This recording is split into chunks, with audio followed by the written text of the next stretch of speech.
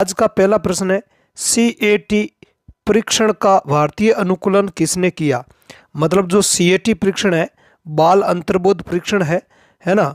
तो इसका जो भारतीय अनुकूलन किसने किया, ध्यान रखना ये एक व्यक्तित्व परीक्षण है। किस प्रकार का परीक्षण है, व्यक्तित्व परीक्षण है। तो इसका भारतीय अनुकूलन किसने किया था। ऑप्शन ए है राइस, ऑप्शन बी है BK पासी, ऑप्शन सी है उमा चौधरी, ऑप्शन डी है CM भाटिया और ऑप्शन ई में है अनुत्तरित प्रश्न। तो इस प्रश्न का जो राइट आंसर है वो हो जाएगा आपके ऑप्शन सी उमा चौधरी। उमा चौधरी ने CAT का भारतीय अनुकूलन किया था।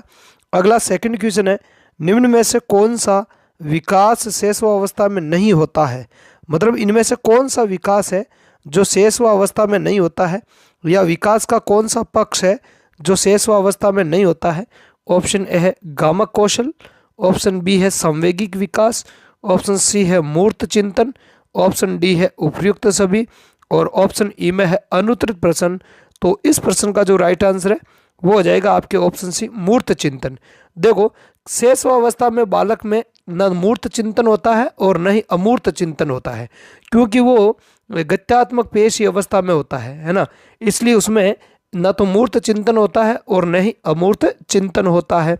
इसलिए इसका जो राइट आंसर है वो हो जाएगा आपके ऑप्शन सी। अगला प्रश्न है, पिन चुभने पर हाथ तुरंत खींचना यह व्यवहार है।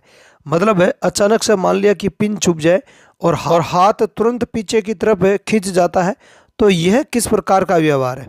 ऑप्शन ए है सक्रिय व्यवहार, ऑप्शन बी है सहज व्यवहार, ऑप्शन सी है दंड व्यवहार, ऑप्शन डी है उपयुक्त सभी और ऑप्शन ई में है अनुत्तरित प्रश्न। तो देखो इसका जो राइट आंसर है वो हो जाएगा आपके ऑप्शन बी सहज व्यवहार। ये एक प्रकार का सहज व्यवहार होता है, या इसको आप प्रतिवर्ती व्यवहार भी बोल सकते हो। अगला प्रश्न है, आलपोर्ट के अनुसार व्यक्तित्व है।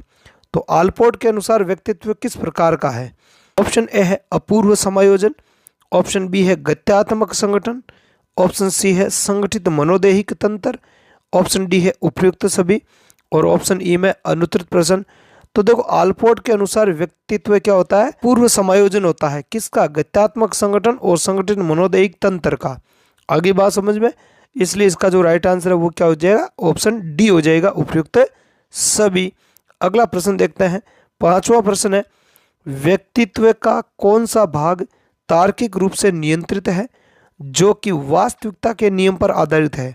ऑप्शन ए इदम, ऑप्शन बी अहम, ऑप्शन सी परा अहम, option D libido, option E में अनुत्तरित प्रश्न। तो देखो इस प्रश्न की एक ट्रिक है, इसके अंदर ही छिपी हुई है।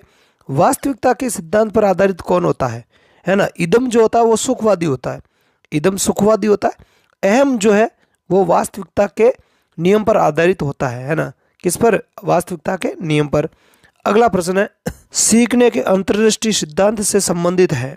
मतलब सीखने का जो अंतर्दृष्टि सिद्धांत है उससे कौन संबंधित है। ऑप्शन ए है वर्दीमर, ऑप्शन बी है कॉलर, ऑप्शन सी है कुर्ट लेविन, ऑप्शन डी में है उपयुक्त तीनों, ऑप्शन ई में अनुत्तरित प्रश्न। तो देखो सीखने का जो अंतर्दृष्टि सिद्धांत है ना, जिसको अपन गेस्टोल्ड सिद्धांत बोलते हैं, क्या बोलते हैं, या सूझ का सिद्धांत भी बोलते हैं, ठीक है। हाँ, तो जिसके प्रतिपादक वर्दीमर माने जाते हैं, ठीक है। आगे कॉलर ने एक चिंपैंजी पे प्रयोग भी किए थे, ठीक है। तो वर्दीमर है, कॉलर है, कुर्ट लेविन है ना। इसके अलावा कुर्तकॉफ का है। ये सब जो है वो गेस्टोल्डवादी ही कहलाता है, इसलिए इसका जो राइट आंसर है वो हो जाएगा आपके ऑप्शन डी उपयुक्त सभी। अगला प्रश्न है, किसके अनुसार किशोर अवस्था तूफान एवं तनाव की अवस्था होती है। अब देखो ये प्रश्न है जो अवस्थाओं के बारे में जो कथन कहे गए हैं उनसे संबंधित प्रश्न है। तो किसने किशोर अवस्था को तूफान एवं तनाव की अवस्था कहा है।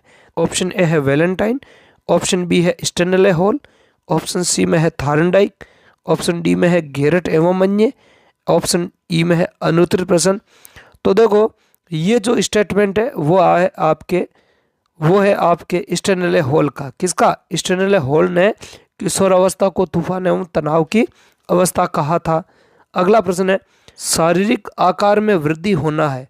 मतलब शरीर के आकार में वृद्धि होना क्या है। देखो ऑप्शन देखते हैं, शारीरिक और गत्यात्मक विकास, ऑप्शन बी है संवेगिक विकास, ऑप्शन सी है नैतिक विकास, ऑप्शन डी है उपयुक्त सभी और ऑप्शन ई में है अनुत्तरित प्रश्न। तो देखो शारीरिक आकार में वृद्धि होती है तो जाहिर सी बात है ये शारीरिक और गत्यात्मक विकास ही होगा। संवेगों का इससे कोई लेना देना है नहीं, नैतिक विकास नीति संबंधी बातों का इससे कोई लेना देना है नहीं, ठीक है।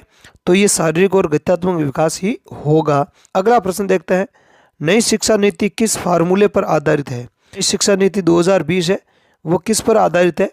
ऑप्शन ए है 10+2, ऑप्शन बी है 10+2+3, ऑप्शन सी है 5+3+3+4, ऑप्शन डी है 5+3+3+2 और ऑप्शन ई में है अनुत्तरित प्रश्न। तो देखो इसका जो राइट आंसर है वो हो जाएगा आपके ऑप्शन सी 5+3+3+4 पर आधारित है। अगला और आज का अंतिम प्रश्न है, अधिगम को सर्वाधिक प्रभावित करने वाला तत्व है। मतलब अधिगम की जो क्रिया है, लर्निंग की जो क्रिया है, सीखने की प्रक्रिया को सबसे अधिक प्रभावित करने वाला कारक कौन सा है? ऑप्शन ए है अवसर, ऑप्शन बी है रुचि, ऑप्शन सी है आवश्यकता, ऑप्शन डी है परिपक्वता, ऑप्शन ई में अनुत्तरित प्रश्न। तो देखो इसका जो राइट आंसर है, सबसे ज़्यादा जो प्रभावित करने वाला जो तत्व है वो है आपके परिपक्वता। क्या है? परिपक्वता होती है, क्योंकि जब तक बालक परिपक्व नहीं होगा तो उसको चाहे भाई 5 साल का बच्चा है और उसको आप ज़्यादा अभिप्रेरित थोड़ी कर सकते हो। तो अभिप्रेरणा है या उसमें कोई ज़्यादा रुचि वगैरह है या उसको वैसा आवश्यकता भी नहीं है, ठीक है। तो वो जो है ये कारक कम प्रभावी होंगे। लेकिन परिपक्वता, जैसे जैसे आयु बढ़ेगी, जैसे जैसे परिपक्व होता जाएगा, ठीक है, तो अधिगम भी अधिक होता जाएगा। तो परिपक्वता वो सबसे ज़्यादा प्रभावित करती है। तो आज की क्लास में इतना ही।